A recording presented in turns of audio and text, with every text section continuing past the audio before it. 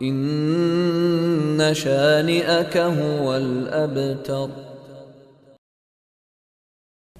নিশ্চয়ই আপনার বিদ্বেষ পোষণকারীরাই নির্মূল নির্বংশ শিকড় কাটা।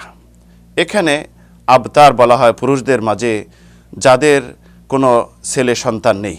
পশুদের যেই পশু লেজ কাটা তাই সেই পশুকে আবতার বলা হয়। আরবের যুগে ওই সময় যাদের ছেলে সন্তান মেয়ে সন্তান উভয়ই ছিল এবং ছেলে সন্তান মারা গিয়েছে, মেয়ে সন্তান আছে, তখন ওই ব্যক্তিকে আবতার তথা নির্বংশ শিকড় কাটা নির্মূল বলা হতো। রাসূল সাল্লাল্লাহু আলাইহি সাল্লামের ছেলে যখন আবদুল্লাহ মারা গেলেন তখন কাফেররা রাসূল সাল্লাল্লাহু আলাইহি সাল্লামকে আবতার বলেছিল। তে আমরা বর্তমানে যুগে মনে করি যে ছেলে সন্তান নেই, মেয়ে হলে কিছু রাগ করি, তা আমাদের তো এখন বংশের কোনো আলো জ্বালানো কেউ থাকবে না। অথচ আল্লাহ রাব্বুল আলামিন কি বলেছেন? ইয়াউমা লা ইয়ানফা মালু ওয়ালা বানুন ইল্লা মান আতাল্লাহু বিকলবিন সালিম।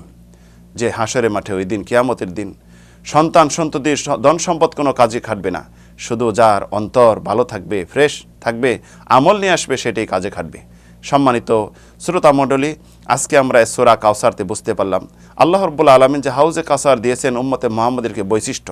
হাউজে কাউসারের পানি পান করতে হলে অবশ্যই রাসূল সাল্লাল্লাহু আলাইহি ওয়াসাল্লামের অনুসারী হতে হবে, পরিপূর্ণ ইক্তেদা করতে হবে এবং রাসূল সাল্লাল্লাহু আলাইহি সাল্লামের প্রদর্শিত পথকে অবলম্বন করতে হবে। তাহলেই আশা করা যায় আল্লাহ রাব্বুল আলামিন এই সূরা আল কাউসারের অবলম্বনে আমল করার তৌফিক দান করুন। আল্লাহুম্মা আমিন ওয়া আখির দাওয়ানা আনিল হামদুলিল্লাহি রাব্বিল আলামিন।